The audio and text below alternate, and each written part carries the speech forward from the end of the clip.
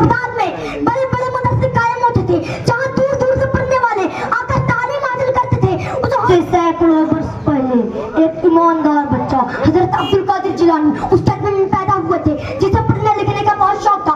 थोड़ी सी उम्र में उस बच्चे ने कुरान पाक व हदीस हासिल कर लिया। आगे पढ़ने के लिए उस तस्वीर में कोई बड़ा मदरसा न था।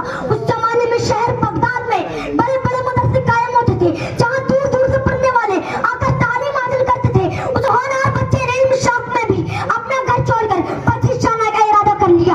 अपनी माँ से बगदाद जाने की इजाजत मांगी। माँ ने कहा, बेटा मेरा दिल तुमको अकेले भेजने को गवारा नहीं करता, मगर क्या करूं, तुम इल्म हासिल करने के लिए जाते हो, मैं तुम्हें इजाजत देती हूँ और खुदा से दुआ करूंगी तुम खैरियत से घर वापस आओ और मेरी आंखों को रोशन करो।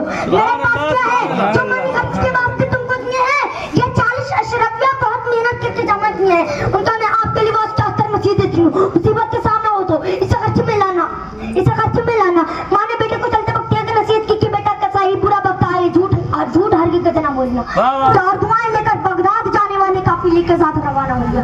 काफिला अभी चंद ही मंजिल